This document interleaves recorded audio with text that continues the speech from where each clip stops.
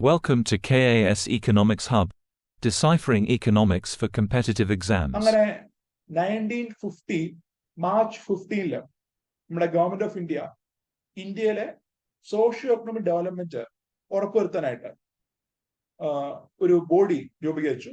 അത് central level, അതാണ് planning commission. So it is a supreme organ of planning for socio economic development. The headquarter was named as Yojana Bhavan. It was in New Delhi and it was established as a advisory body ആണ്. Chairman of Planning Commission നോക്കുവാണെങ്കിൽ Prime Minister ആയിരിക്കും. അതുപോലെ തന്നെ there will be a de facto executive head. ഈ പറഞ്ഞ chairman കൂടാതെ planning commission there will be a deputy chairman കാണും and he will be the executive head of Planning Commission. ഈ പറഞ്ഞ പ്ലാനിംഗ് കമ്മീഷന്റെ ഡിഫറെന്റ് ഐഡിയാസ് നടപ്പിലാക്കുന്നത് വിലയിരുത്തുന്ന വ്യക്തിയാണ് ഈ പറഞ്ഞ executive head or the deputy chairman. നിലവിൽ ഈ ബോഡി ഇല്ല.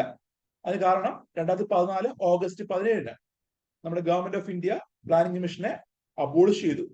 അതിനുശേഷമാണ് ഒരു പുതിയ ബോഡിയായ NITI Aayog, national institution for transforming India, national institution for transforming India, NITI Aayog എന്നൊരു ബോഡി ഗവൺമെന്റ് എസ്റ്റാബ്ലിഷ് ചെയ്യുന്നത്.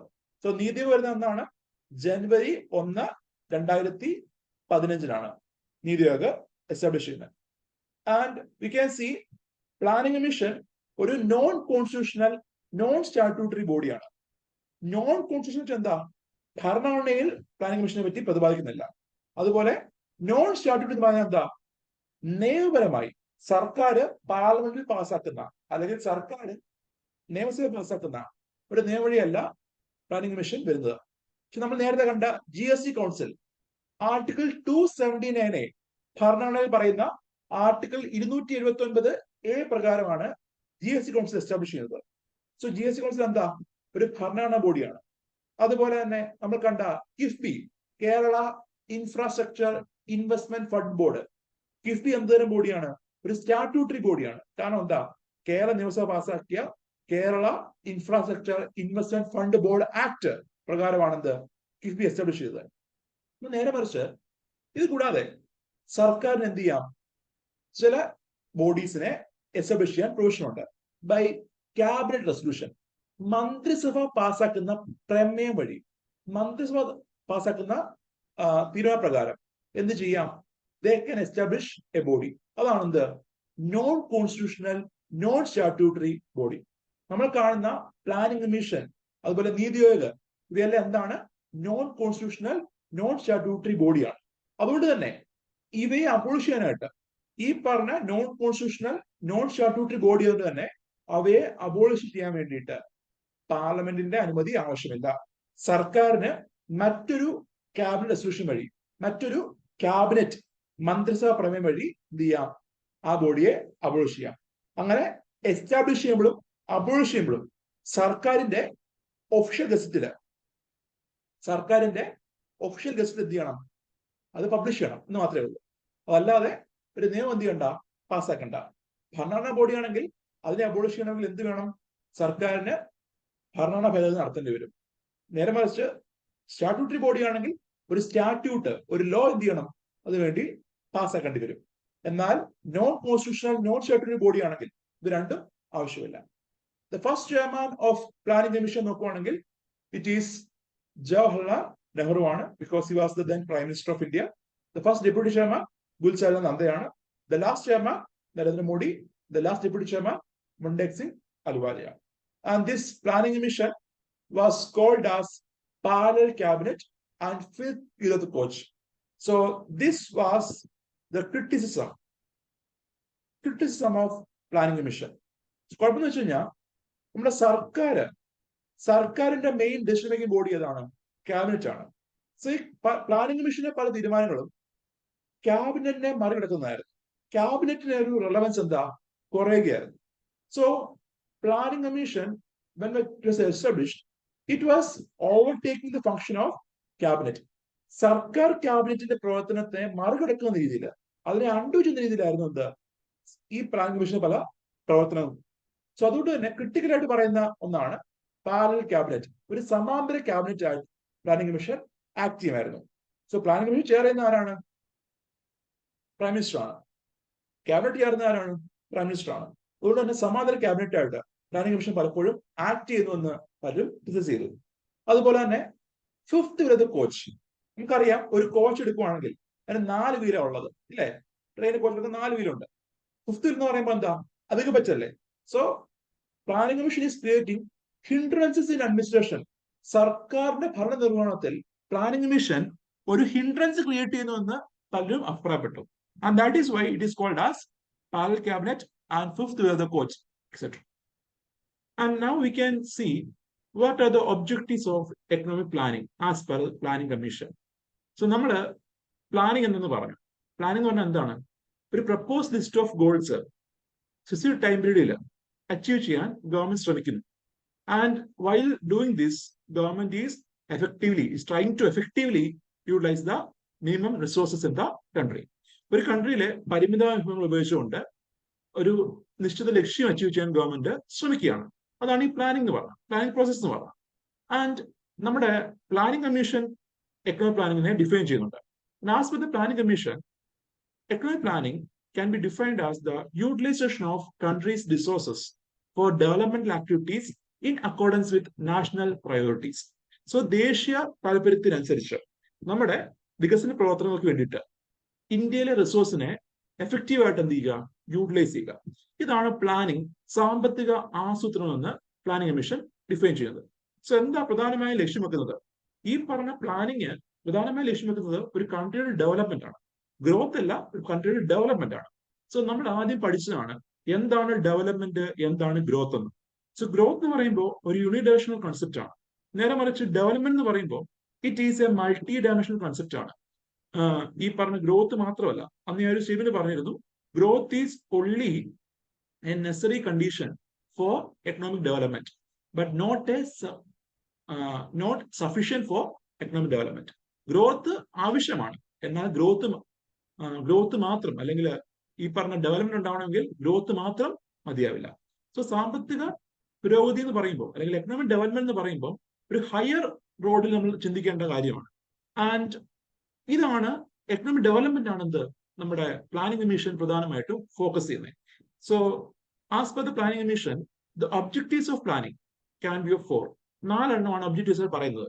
ഒന്ന് growth, then modernisation, then self Reliance, then social justice. So growth എന്ന് പറയുമ്പോൾ എന്താ? നമ്മുടെ എക്കണോമിക് ഗ്രോത്ത് ആണ്. ഒരു കൺട്രിയിലെ ഉൽപാദനം വർദ്ധിക്കുക, എക്കണോമിക് ആക്ടിവിറ്റീസ് ഇൻക്രീസ് ചെയ്യുക, production of goods and services increase ചെയ്യുക. അതാണ് എന്ത് ഗ്രോത്ത് ഉദ്ദേശിക്കുന്നത്. നമുക്കറിയാം GDP എന്താണ്? ഗ്രോത്തിന്റെ മെഷർമെന്റ് അല്ലേ?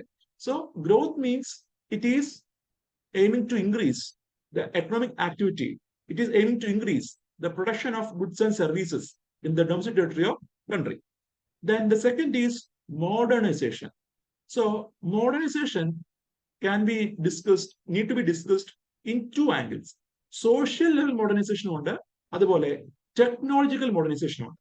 സാമൂഹികപരമായിട്ട് നമ്മുടെ സൊസൈറ്റിയിൽ ഉണ്ടാവണം, we need to inculcate new thoughts, modern values ഒക്കെ എന്ത് ചെയ്യണം? ഇൻക്ലൂഡ് ചെയ്യണം. അതിനൊപ്പം തന്നെ ടെക്നോളജി പരമായിട്ട്, നമ്മുടെ ശാസ്ത്രീയപരമായിട്ടും അഡ്വാൻസ്മെന്റ് ഉണ്ടാവണം. സോ 2 ടയർ ആണ് ഉദ്ദേശിക്കുന്നത്, സാമൂഹികപരമായിട്ടും അതേപോലെ തന്നെ ഈ പറഞ്ഞ ടെക്നോളജിക്കലായിട്ടും ശാസ്ത്രീയപരമായിട്ടും ടെക്നോളജിപരമായിട്ടും എന്ത് ചെയ്യുക? വികസനങ്ങൾ ഉണ്ടാവണം, മോഡേണൈസേഷൻ ഉണ്ടാവണം. നമുക്കറിയാം പണ്ട് കാലത്തെ തോട്ട്സ് പോലല്ല ഇപ്പോ പല മാറ്റങ്ങൾ ഉണ്ടാകുന്നുണ്ട് നമ്മുടെ സമൂഹത്തിൽ. സോ പണ്ട് ഒരു വർക്കിംഗ് വുമൺ എന്ന തോട്ട് പോലും ഇല്ലായിരുന്നു, സ്ത്രീകൾ ജോലിക്ക് പോകുന്ന അവസ്ഥയില്ല, ഒരു പാട്രിയർക്കൽ മൈൻഡ് സെറ്റ് സൊസൈറ്റി ആയിരുന്നു. എന്നാൽ ഇപ്പോൾ അങ്ങനെയല്ല, പല വീടുകളിലെയും മേജർ ഇൻകം ഏണേഴ്സ് സ്ത്രീകളാണ്. അവരാണ് എന്ത് ഫാമിലി സപ്പോർട്ട് ചെയ്യുന്നത്. സോ വി ക്യാൻ സി പണ്ടത്തെ ഒരു ചിന്താഗതി ഇപ്പൊ എന്താ വലിയ മാറ്റം ഉണ്ടാവുന്നുണ്ട്. ഇപ്പൊ ഹൗസ് ഹോൾഡ് വർക്ക് ചെയ്യേണ്ട, അല്ലെങ്കിൽ ഹൗസ് ഹോൾഡ് ചോയ്സ് ചെയ്യേണ്ട ഒരു സമൂഹമല്ല സ്ത്രീകളെന്ന് മനസ്സിലാക്കുകയും ഈ പറഞ്ഞ അവര് കൂടുതൽ എംപ്ലോയബിലിറ്റി വർദ്ധിക്കുന്നുണ്ട്. ആൻഡ് വി ക്യാൻ സി അതിന്റെ ഭാഗമായിട്ട് സ്ത്രീകൾക്ക് സ്ത്രീപക്ഷമായിട്ടുള്ള കുറെ നിയമങ്ങളും വർക്കിംഗ് പ്ലേസിൽ ഉണ്ടാവുന്നുണ്ട്. സോ നിങ്ങൾക്ക് അറിയായിരിക്കും sexual harassment at work place പോലുള്ള നിയമങ്ങൾ, അല്ലെ? Sexual harassment at work place അത് പ്രിവെന്റ് ചെയ്യാൻ വേണ്ടിയുള്ള നിയമങ്ങളൊക്കെ എന്താ നിലവിൽ അവൈലബിൾ ആണ്. സോ സോഷ്യൽ മോഡേണൈസേഷൻ ഉണ്ടാകുന്നുണ്ട്. ടെക്നോളജിക്കലായിട്ടും നോക്കുവാണെങ്കിൽ പണ്ട് കാലത്ത് നമ്മുടെ കാർഷിക മേഖല എടുത്തു നോക്കുക. കാർഷിക മേഖലയിൽ വി വെർ യൂസിങ് ക്രൂഡ് ടെക്നോളജിയാണ്. ഈ പറഞ്ഞ ബുള്ളക്സിനൊക്കെ ഉപയോഗിച്ചാണ് എന്ത് നില കൊയ്തോണ്ടിരുന്നത്. എന്നാൽ ഇപ്പോൾ എന്താണ്, ട്രാക്ടേഴ്സ് വന്നു, ഇപ്പൊ കൊയ്യാനായാലും കമ്പൈൻ ഹാർവെസ്റ്റേഴ്സ് വന്നു. So there is N improvement in the production process in the country also. Then the next is self-reliance. So self-reliance ഉദ്ദേശിക്കുന്നത് സ്വയം പര്യാപ്തതയാണ്. വേറൊരു കൺട്രി ഡിപ്പെൻഡ് ചെയ്യാതെ, വേറെ ഒരു രാജ്യത്തെ ഡിപ്പെൻഡ് ചെയ്യാതെ നമുക്ക് വേണ്ട ഉൽപ്പന്നങ്ങൾ നമുക്ക് എന്ത് ചെയ്യണം, പ്രൊഡ്യൂസ് ചെയ്യാൻ കഴിയണം. So we need to be self reliant. നമുക്ക് സ്വന്തം കാലിൽ നിൽക്കാനുള്ള പ്രാപ്തി ഉണ്ടാവണം. അതാണ് എന്ത് self sufficient or self reliance എന്ന് ഉദ്ദേശിക്കുന്നത്. Then the fourth is social justice. Social justice എന്ന ഐഡിയ ഇത് പ്രധാനമായും പ്രദാനം ചെയ്യുന്നത് ഇൻക്ലൂസീവ് ഗ്രോത്ത് ആണ്, എല്ലാവരെയും ഉൾപ്പെടുത്തിയുള്ള വളർച്ചയാണ്. സോ നമുക്കറിയാം, നമ്മുടെ ഗവൺമെന്റ് പല നയങ്ങൾ കൊണ്ടുവരുമ്പോൾ government is trying to include all the downtrodden people in the society. ഈ പറഞ്ഞ SC/ST കമ്മ്യൂണിറ്റി ആയിക്കോട്ടെ, വുമൺ ആയിക്കോട്ടെ, അല്ലെങ്കിൽ ഡിസേബിൾഡ് ആയിട്ടുള്ള ആളുകളായിക്കോട്ടെ, അല്ലെങ്കിൽ ഇപ്പം ട്രാൻസ്ജെൻഡേഴ്സ് ആയിക്കോട്ടെ, എല്ലാവർക്കും ഉതകുന്ന രീതിയിൽ അല്ലെ എല്ലാവരെയും ഉൾപ്പെടുത്തിയുള്ള വളർച്ചയാണ് പല നിയമങ്ങളിലും ഗവൺമെന്റ് കൊണ്ടുവരുന്നത്. അപ്പൊ കേരളം എടുത്തു നോക്കി കഴിഞ്ഞാൽ V can C there are different department also. ഇപ്പൊ സ്ത്രീകൾക്ക് വേണ്ടിയും കുട്ടികൾക്ക് വേണ്ടിയും വകുപ്പുകൾ വരെ ഗവൺമെന്റ് കൊണ്ടുവന്നിട്ടുണ്ട്. ആൻഡ് ആൾസോ ഈ പറഞ്ഞ ഇവർക്ക് വേണ്ടി സ്ത്രീപക്ഷമായിട്ടുള്ള പോളിസീസ് കൊണ്ടുവരുന്നു. അതുപോലെ തന്നെ ഡിസേബിൾഡ് ആയിട്ടുള്ള ആളുകൾക്ക് വേണ്ടി പോളിസി കൊണ്ടുവരുന്നു, ട്രാൻസ്ജെൻഡർ കമ്മ്യൂണിറ്റിക്ക് വേണ്ടി പോളിസി കൊണ്ടുവരുന്നു. സോ അങ്ങനെ എല്ലാവരെയും വികസനത്തിന്റെ ബെനിഫിറ്റ് അല്ലെ എല്ലാവരിലേക്കും വികസനത്തിന്റെ നേട്ടങ്ങൾ എത്തിക്കുക, അതാണ് എന്ത് ഇൻക്ലൂസീവ് ഗ്രോത്ത് എന്ന് ഉദ്ദേശിക്കുന്നത്. So it can be defined the benefits of growth can be reaped by all section of society. എല്ലാ തരത്തിലുള്ള സൊസൈറ്റിയിലെ ആളുകൾക്കും വികസനത്തിന്റെ നേട്ടങ്ങൾ എന്ത് ചെയ്യുക, റീപ്പ് ചെയ്യാൻ കഴിയണം. റീപ്പ് മീൻസ് കൊയ്യാൻ കഴിയണം, അല്ലെങ്കിൽ അവരിലേക്ക് എത്തണം, അതാണ് ഉദ്ദേശിക്കുന്നത്. So these are the objectives of economic planning. And now you can see the criticisms of planning commission. When planning commission was introduced, it has been facing a lot of criticisms from various areas, various arenas. And first major criticism ആയിരുന്നു, it is A centralised body, ഒരു കേന്ദ്രീകൃത ബോഡിയാണ് എന്നൊരു വിമർശനം planning commission നേരിട്ടിരുന്നു. കാരണം നമുക്കറിയാം, കേന്ദ്ര government അവിടുത്തെ യൂണിയൻ ക്യാബിനറ്റ് പാസ്സാക്കിയ ഒരു എക്സിക്യൂട്ടീവ് റെസൊല്യൂഷൻ പ്രകാരമാണ് പ്ലാനിംഗ് കമ്മീഷൻ എസ്റ്റാബ്ലിഷ് ചെയ്യുന്നത്. സംസ്ഥാനങ്ങൾക്ക് യാതൊരുവിധ റോളോ പ്ലാനിംഗ് നടത്തുന്നതിൽ അല്ലെങ്കിൽ പ്ലാനിംഗ് രൂപീകരിക്കുന്നതിൽ, ഒരു പ്ലാൻ തയ്യാറാക്കുന്നതിലൊന്നും ഉണ്ടായിരുന്നില്ല. സോ ഈ പ്ലാൻ ഡോക്യുമെന്റ് തയ്യാറാക്കുന്നതെല്ലാം ആരുടെ നിർദ്ദേശപ്രകാരമാണ്, കേന്ദ്ര ഗവൺമെന്റ് പറയുന്നതനുസരിച്ചാണ്. സോ കേന്ദ്ര ഗവൺമെന്റ് നയം അനുസരിച്ചായിരിക്കും പ്ലാൻ ഡോക്യുമെന്റ് ഒക്കെ ഡ്രാഫ്റ്റ് ചെയ്യുന്നത്. സ്റ്റേറ്റ് ഗവൺമെന്റ് അവിടെ ഒരു വോയിസ് ഇല്ല, അവർക്ക് ഒപ്പീനിയൻ പറയാനൊരു പ്ലാറ്റ്ഫോം അവിടെ ഇല്ലായിരുന്നു. സെൻട്രലൈസ്ഡ് ബോഡി, അതായിരുന്നു ഫസ്റ്റ് ക്രിറ്റിസിസം. ദെൻ അത് കഴിഞ്ഞിട്ട് പിന്നെ വന്നത് ineffective forum four resolution of central state or inter ministerial issue. ഇപ്പം സംസ്ഥാനവും കേന്ദ്രവും തമ്മിലുള്ള പ്രശ്നങ്ങൾ, ഒരു പ്ലാൻ നടപ്പിലാക്കുമ്പോൾ നിങ്ങൾക്ക് അറിയായിരിക്കും, കേന്ദ്ര ഗവൺമെന്റ് ഒരു പ്ലാൻ ഡിബേസ് ചെയ്യുന്നു വിത്ത് the support of planning commission. And ഈ പ്ലാന് നടപ്പിലാക്കാനായിട്ട് സ്റ്റേറ്റ് ഗവൺമെന്റ്സിനോട് എന്ത് ചെയ്യുകയാണ്, കേന്ദ്ര ഗവൺമെന്റ് ഏർജ് ചെയ്യുകയാണ്, അവരോട് ഡിമാൻഡ് ചെയ്യുകയാണ്. ആൻഡ് അതിന്റെ ഭാഗമായിട്ട് the government will be also releasing some funds also. So ഇവിടെ നോക്കുമ്പോൾ സംസ്ഥാന ഗവൺമെന്റിന് എന്താ ഒരു വോയിസ് ഇല്ല, അവർക്ക് എന്തെങ്കിലും ഒരു ഇഷ്യൂ പറയാനായിട്ടോ അല്ലെങ്കിൽ ഒരു കാര്യം റേസ് ചെയ്യാനായിട്ടോ ഒരു platform, there is no platform for resolution of central state or inter ministerial issues നമുക്ക് കാണാം. ആൻഡ് അതുപോലെ തന്നെ പ്ലാനിംഗ് കമ്മീഷൻ നേരിട്ട മറ്റൊരു വെല്ലുവിളിയായിരുന്നു one size fit for all approach. One size fit for all approach, അതായത് നമ്മുടെ റീജിയൻ സ്പെസിഫിക് ആയിട്ട് ഒരു പ്ലാൻ എന്ത് ചെയ്യുന്നില്ല, തയ്യാറാകുന്നില്ല. നേരെ മറിച്ച് ഓൾ ത്രൂ ഔട്ട് കൺട്രിയിൽ ഒരേ പ്ലാൻ നടപ്പിലാക്കുകയാണ്. ഉദാഹരണം പറയുമ്പോൾ നമ്മുടെ ഫസ്റ്റ് പ്ലാനിൽ the prior focus is on agriculture. Assume ചെയ്യുക കേരളം കാർഷിക മേഖലയിൽ അഭിവൃദ്ധി നേടിയിരിക്കുകയാണ്. കേരളത്തിൽ എന്താണ്, കാർഷിക മേഖല പുരോഗതിയുണ്ട്. എന്നാൽ തമിഴ്നാട് എന്താണ്, കാർഷിക മേഖലയിൽ താഴെ നിൽക്കുകയാണ്, അസ്യൂം ചെയ്യുക. അതേപോലെ കേരളത്തിന് വേണ്ടത് വ്യവസായ മേഖലയിലെ വളർച്ചയായിരുന്നു കേരളത്തിന് ആവശ്യമുള്ളത്. ആ സമയത്താണെന്ത് ഒരു പുതിയ പ്ലാൻ കൊണ്ടുവരുന്നു. ആ പ്ലാൻ എന്താ പറയുന്നത്, കാർഷിക മേഖലയ്ക്ക് വേണ്ടിയുള്ള സ്പെൻഡിങ് വർദ്ധിപ്പിക്കുക, കാർഷിക മേഖലയിൽ വികസനം കൊണ്ടുവരിക, അതാണെന്ത് പ്ലാനിൽ പറയുന്നത്. നോക്കുമ്പോൾ എന്താ, തമിഴ്നാട് ബെനിഫിറ്റ് ഉണ്ടാവും, കാരണം തമിഴ്നാട് കാർഷിക മേഖലയിൽ താഴെ നിൽക്കുകയാണ്. ആ വേളയിൽ കാർഷിക മേഖലയ്ക്ക് വേണ്ടിയുള്ള പ്ലാൻ വരുമ്പോൾ തമിഴ്നാടിന് ഈ പറഞ്ഞ ഇംപ്രൂവ്മെന്റ് നേടാൻ കഴിയും.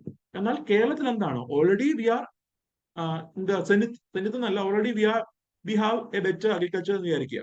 ആ സമയത്ത് വീണ്ടും അഗ്രികൾച്ചർ മേഖലയിൽ സ്പെൻഡിങ് നടത്താൻ പറയുമ്പോൾ അത് ആവശ്യമില്ല. അതിന് പകരം അവിടെ വേണ്ട എന്തായിരുന്നു, വ്യവസായ മേഖലയായിരുന്നു. ഇങ്ങനെ ഓരോ റീജിയനും എന്താണ്, ഓരോ ഡിമാൻഡാണ്.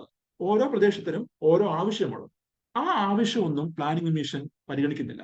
അതുകൊണ്ട് ഒറ്റ പ്ലാൻ എല്ലാവരും നടപ്പിലാക്കണം എന്ന രീതിയിലാണ് ഇത് പ്ലാനിംഗ് കമ്മീഷൻ പ്ലാൻസ് ഡെവലപ്പ് ചെയ്തത്. ഇതാണ് one size fit for all approach എന്ന് പറഞ്ഞത്. അതുപോലെ തന്നെ പ്ലാനിംഗ് കമ്മീഷൻ സെറ്റ് ചെയ്യുന്ന ടാർഗറ്റുകളിൽ പലതും അൺറിയലിസ്റ്റിക് ആണെന്ന് പലരും പറഞ്ഞിരുന്നു. കാരണം അച്ചീവ് ചെയ്യാൻ കഴിയുന്നേക്കാൾ കൂടുതലാണെന്ന് പല ടാർഗറ്റുകളും, എസ്പെഷ്യലി ഗ്രോത്ത് റേറ്റ്.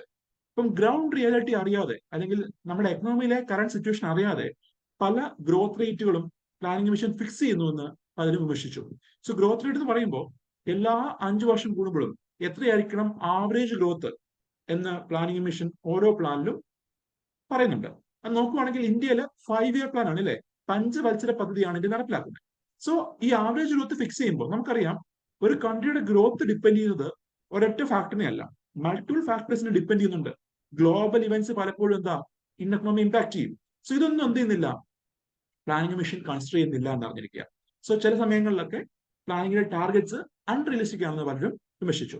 അതുപോലെ തന്നെ planning commission is more bureaucratic nature. സർക്കാർ ഒരു വകുപ്പ് പോലാണെന്ന് പ്ലാനിംഗ് കമ്മീഷൻ കൂടുതലും ആക്ട് ചെയ്തത്. ഇവർക്ക് സർക്കാരിന് പുറത്തുള്ള എൻറ്റിറ്റികളുമായിട്ട് അസോസിയേറ്റ് ചെയ്യാനോ അവരുമായിട്ട് ഈ പറഞ്ഞ ഒരു റിലേഷൻ കീപ്പ് ചെയ്യാനോ ഒക്കെ എന്താണ് പരിമിതിയുണ്ട്. ഒരു സർക്കാർ ബ്യൂറോക്രാറ്റിക് നേച്ചർ ആയിരുന്നു ഇതിനുണ്ടായിരുന്നത്, പ്ലാനിംഗ് കമ്മീഷൻ ഉണ്ടായിരുന്നത്.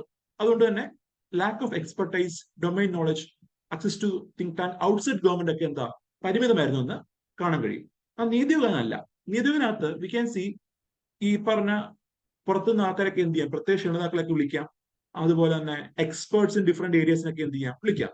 ഉദാഹരണം പറയുമ്പോൾ നീതിയോഗ കേസിൽ കോവിഡ് കാലത്ത് 2020 കോവിഡ് കാലത്ത് when നീതിയോഗ was discussing some issues, അല്ലെങ്കിൽ നീതിയോഗ was discussing on the matter of Covid, doctors അതുപോലെ വൈറോളജിസ്റ്റ് അവരൊക്കെ എന്ത് ചെയ്തിട്ടുണ്ടായിരുന്നു, സ്പെഷ്യൽ ഇൻവൈറ്റീസ് ആയിട്ട് നിയമിച്ചിട്ടുണ്ടായിരുന്നു. അതിനുവേണ്ടിയാണ്, അതിനെപ്പറ്റി ഡിസ്കസ് ചെയ്യാനായിട്ട്. സോ ഇങ്ങനൊരു ഓപ്പർച്യൂണിറ്റി പ്ലാനിംഗ് കമ്മീഷന് ഇല്ലായിരുന്നു എന്നറിയാം. പക്ഷെ ഒരു കാര്യം എന്ന് വെച്ച് കഴിഞ്ഞാൽ പ്ലാനിംഗ് കമ്മീഷനിലുള്ള അപ്പോയിന്റീസ്, അല്ലെ അവിടെ വരുന്ന ഈ ഡെപ്യൂട്ടി ചെയർമാൻ പോലുള്ള പോസ്റ്റുകൾ, അവിടെ വരുന്ന ആളുകൾ അവരെന്താ നല്ല കിഴിൽ ആളുകളായിരിക്കും. ഇപ്പൊ മുണ്ടക്സിംഗ് അലിവാലയൊക്കെ വി കനോട്ട് ക്രിട്ടിസൈസ് ഹിം, അയാളെ വിമർശിക്കാൻ പറ്റത്തില്ല. കാരണം അത്രമാത്രം കിഴിലും ആൾക്കാരൊക്കെ എന്ത് ചെയ്യുന്നുണ്ട്, ഡെപ്യൂട്ടി ചെയർമാനൊക്കെ ആയിട്ട് പ്ലാനിംഗ് കമ്മീഷനിൽ വന്നിട്ടുണ്ട്. പക്ഷെ ഒരു ഇഷ്യൂ പറയുമ്പോൾ എന്താ, ഒരു പരിമിതി ഉണ്ടെന്ന കാര്യം അറിഞ്ഞിരിക്കുക. അതേപോലെ one of the major conflict which was seen during the inception of planning commission was with the finance commission. ധനകാര്യ കമ്മീഷനുമായിട്ട് പ്ലാനിംഗ് കമ്മീഷൻ ഒരു അടി ഉണ്ടായിരുന്നു. അത് കാരണം വെച്ചാൽ നമുക്കറിയാം ആർട്ടിക്കിൾ 280 പ്രകാരം ഭരണഘടന പ്രകാരമാണെന്ത് ഫിനാൻസ് കമ്മീഷൻ അപ്പോയിന്റ് ചെയ്യപ്പെടുന്നത്, ഇല്ലേ? ഓരോ 5 വർഷം കൂടുമ്പോഴും സംസ്ഥാനവും കേന്ദ്രവും തമ്മിലുള്ള നികുതി എങ്ങനെ വിഘടിക്കണം, എങ്ങനെ അത് സ്പ്ലിറ്റ് ചെയ്യണം, ഇതെല്ലാം പ്രതിപാദിക്കുന്ന ആരാണ്? ഫിനാൻസ് കമ്മീഷനാണ്. സോ ഫിനാൻസ് കമ്മീഷന്റെ റോൾ ആണെന്ത്, ഈ പറഞ്ഞ ഫണ്ട് അലോക്കേഷൻ സ്റ്റേറ്റ്, കേന്ദ്ര ഗവൺമെന്റ് എത്ര ഫണ്ടുകൾ സംസ്ഥാനങ്ങൾക്ക് വീതിക്കണം, ഏതൊക്കെ മേഖല വീതിക്കണം, ഇതെല്ലാം ഡിക്ലെയർ ചെയ്യുന്നത്, ഇതെല്ലാം റെക്കമെൻഡ് ചെയ്യുന്ന റോൾ ആർക്കും ഉള്ളത്? ഫിനാൻസ് കമ്മീഷനാണ്. പക്ഷെ എന്നാൽ പറയട്ടെ, ഈ പ്ലാനിംഗ് കമ്മീഷൻ പല പ്ലാനുകളും തയ്യാറാക്കുമ്പോൾ ആ പ്ലാൻ നടപ്പിലാക്കാനായിട്ട് ഒരു ഫണ്ട് ഡെവലപ്പിംഗ് പവർ പ്ലാനിംഗ് കമ്മീഷന് ഉണ്ടായിരുന്നതാണ്. ഇപ്പൊ നിങ്ങൾ പഠിക്കുമ്പോൾ കാണാൻ കഴിയും, ചില പ്ലാനൊക്കെ ആകുമ്പോൾ, പ്രത്യേകിച്ച് 4th പ്ലാനൊക്കെ ആകുമ്പോൾ ഒരു ഫോർമുല കൊണ്ടുവരുന്നുണ്ട്, ഏത് രീതിയിൽ ഫണ്ട് അലോക്കേറ്റ് ചെയ്യണം. നിങ്ങൾ കേട്ട് കാണും ഗാഡ്ഗിൽ ഫോർമുല, ഗാഡ്ഗിൽ മുഖർജി ഫോർമുല, ഇന്ന് ഡിഫറെന്റ് ഫോർമുല ഒക്കെ ഉണ്ട്. ഏത് രീതിയിലായിരിക്കണം ഫണ്ട് അലോക്കേറ്റ് ചെയ്യേണ്ടത്, ഈ പറഞ്ഞ സംസ്ഥാനങ്ങൾക്ക് ഏത് രീതിയിൽ ഈ പ്ലാനിങ്ങിന് വേണ്ടിയിട്ട് ഫണ്ട് അലോക്കേറ്റ് ചെയ്യണം എന്നൊക്കെ ആ റെക്കമെൻഡ് ചെയ്യുന്നു, പ്ലാനിംഗ് കമ്മീഷൻ റെക്കമെൻഡ് ചെയ്യുക. ആക്ച്വലി അങ്ങനെ റെക്കമെൻഡ് ചെയ്യാൻ പവർ ആർക്കേ ഉള്ളൂ? ഫിനാൻസ് കമ്മീഷനേ ഉള്ളൂ. ഫിനാൻസ് കമ്മീഷൻ ഉണ്ടായിരുന്ന റോള്, ഫിനാൻസ് കമ്മീഷൻ ഉണ്ടായിരുന്ന ഒരു പവർ ആര് ഓവർറൈഡ് ചെയ്യുന്നു? പ്ലാനിംഗ് കമ്മീഷൻ ഓവർറൈഡ് ചെയ്യുന്നു എന്നൊരു വിമർശനം ഫിനാൻസ് കമ്മീഷൻ ഉണ്ടായിരുന്നു.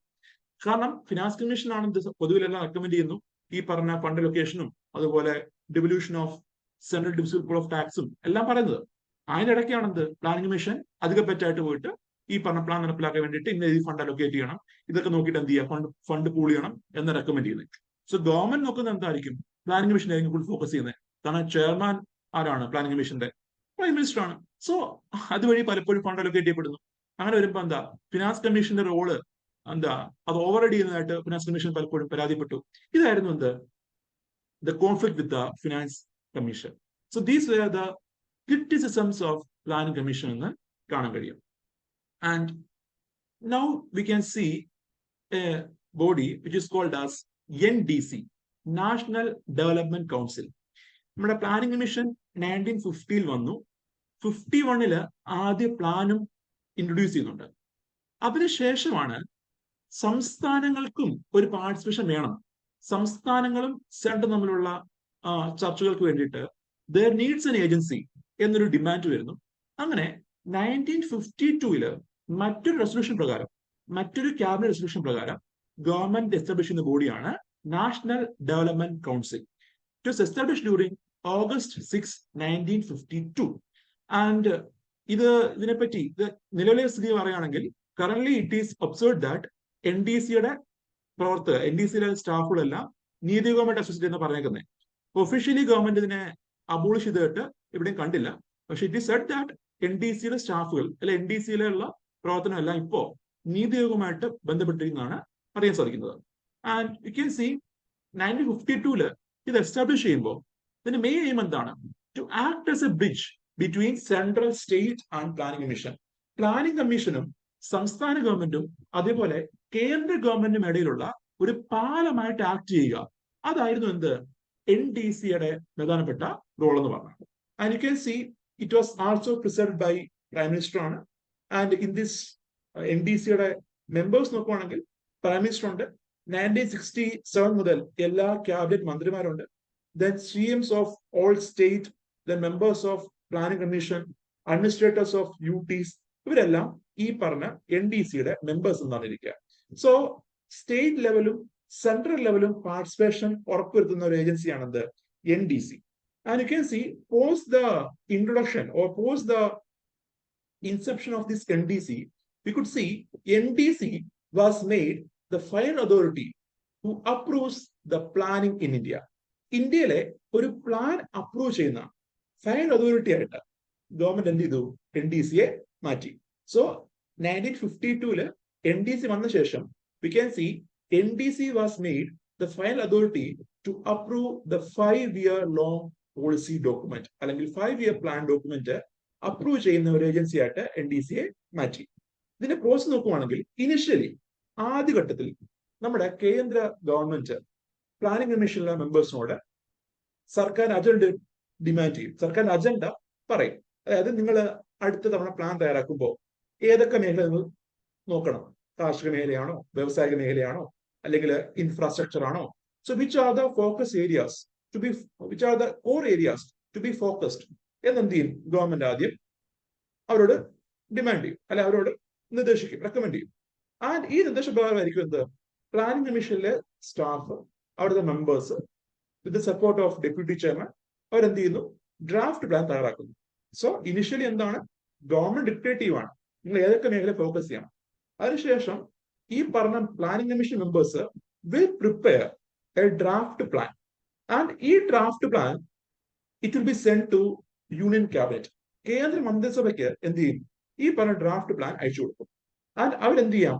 ദേ ക്യാൻ ആഡ് സം കറക്ഷൻസ്. ഇവർക്ക് ഇതിലെ ഫണ്ട് അലൊക്കേഷന്റെ കാര്യത്തിലോ അല്ലെങ്കിൽ എന്തെങ്കിലും ടാർഗറ്റ് റിവൈസിന്റെ കാര്യത്തിലോ ഒക്കെ എന്ത് ചെയ്യാം? യൂണിയൻ ക്യാബിനറ്റ് തീരുമാനമെടുക്കാം. So they will perform some corrections if needed. They will perform some additions. They will include some റിഡക്ഷൻസോ എന്തെങ്കിലും അവർക്ക് മാറ്റം വരുത്താം. സോ ഇങ്ങനെ യൂണിയൻ ക്യാബിനറ്റ് ഫൈനലി അപ്രൂവ് ചെയ്യും. After additions and reductions union cabinet എന്ത് ചെയ്യുന്നു? ഈ പ്ലാന് അപ്രൂവ് ചെയ്യുന്നു. ഇതിന് ശേഷമാണ് എന്ത് NDCയിലേക്ക് ഇത് പോകുന്നത്. നോക്കുവാണെങ്കിൽ ഓൾറെഡി എല്ലാവരും ഡിസ്കസ് ചെയ്ത് എല്ലാവരും ചർച്ച ചെയ്ത് കഴിഞ്ഞ് അവസാനം ഒരു പേരിനാണ് എന്ത് NDCയിലേക്ക് അവസാനം വരുന്നത്. And you can see it is said that NDC has the authority to reject a plan. NDCക്ക് മുന്നിൽ വരുന്ന ഒരു പ്ലാൻ റിജക്ട് ചെയ്യാനുള്ള അധികാരം ആർക്കുണ്ട്? NDC കൊണ്ടെന്നാ പറയുന്നത്. പക്ഷെ എന്താ, ഒരിക്കൽ പോലും അങ്ങനെ ഒരു പ്ലാൻ റിജക്ഷൻ വന്നിട്ടില്ല. അതിന് കാരണം എന്തായിരിക്കും? അതിന് കാരണം പറയുകയാണെങ്കിൽ 2000 വരെ നോക്കുമ്പോൾ യു ക്യാൻ സി കോൺഗ്രസ് എന്നാൽ ഇന്ത്യ, ഇന്ത്യ എന്നാൽ കോൺഗ്രസ്, ആ രീതിയിലായിരുന്നു ഉണ്ടായിരുന്നത്. കാരണം 1990 ശേഷമാണ് ഈ കോയിലേഷൻ പാർട്ടിയൊക്കെ കൂടുതൽ വരുന്നത്. സോ അതിന് മുന്നേ പറയുമ്പോൾ എന്താ, നമുക്ക് കോൺഗ്രസിന്റെ അതിപ്രസരം നമുക്ക് കാണാൻ കഴിയും. സോ എന്താണ് കേന്ദ്ര ഗവൺമെന്റ് പറയുന്നത്? ഇപ്പോഴത്തെ പോലെ ആയിരുന്നില്ല. കോൺഗ്രസ് ലീഡേഴ്സ് ആയാലും എന്താ സ്ട്രോങ് ആയിരുന്നു. ഇപ്പം ഇന്ദിരാഗാന്ധി ഒക്കെ ആണെങ്കിൽ ഒരു കമന്റും പറയാനില്ല. സോ ഈ പറഞ്ഞ കേന്ദ്ര ഗവൺമെന്റ് എന്ത് പറയുന്നു അതിനായിരുന്നു എന്ത് സംസ്ഥാന ഗവൺമെന്റും എഗ്രി ചെയ്തുകൊണ്ടിരുന്നത്. കാരണം സംസ്ഥാന മെജോറിറ്റി സംസ്ഥാനങ്ങളും ഭരിച്ചിരുന്ന ആരായിരുന്നു? കോൺഗ്രസ് പാർട്ടിയായിരുന്നു. അതുകൊണ്ട് തന്നെ NDC ഒരിക്കൽ പോലും ഈ പ്ലാൻ റിജക്ട് ചെയ്തിട്ടില്ല. ഡിസ്കസ് ചെയ്യാം, and they can also include some additions. ഈ പറഞ്ഞ ഫണ്ട് അലൊക്കേഷന്റെ കാര്യത്തിലോ അല്ലെങ്കിൽ എന്തെങ്കിലും ടാർഗറ്റ് റിവേഴ്സിന്റെ കാര്യത്തിലോ യൂണിയൻ ക്യാബിനറ്റ് പോലെ തന്നെ NDCക്ക് എന്ത് ചെയ്യാം, അഡീഷൻസോ കമ്മീഷൻസോ വരുത്താം. പക്ഷെ എന്നിരുന്നാലും പൊതുവെ ജനറൽ കേസ് നോക്കുമ്പോൾ എന്താണോ കേന്ദ്ര ക്യാബിനറ്റ് പാസ്സാക്കുന്നത് അത് തന്നെ ആയിരിക്കും എന്ത് NDC അപ്രൂവ് ചെയ്യുന്നത്. And after approval of NDC ഈ പ്ലാനിംഗ് ഡോക്യുമെന്റ് പാർലമെന്റ് എന്ത് ചെയ്യും, പ്രസന്റ് ചെയ്യും. ആൻഡ് യു ക്യാൻ സി അതുകൊണ്ട് പാർലമെന്റും പ്ലാനിംഗിന്റെ ഭാഗമാവുകയാണ്. So planning mission, union cabinet, NDC, and finally this plan is presented before the parliament. So പാർലമെന്റിൽ ഈ പ്ലാൻ പ്രസന്റ് ചെയ്യുന്ന സമയത്താണ് എന്ത് ഈ പറഞ്ഞ പ്ലാൻ നിലവിൽ വരുന്നത്. So parliament is also A part of planning process എന്ന് നമുക്ക് കാണാൻ കഴിയും.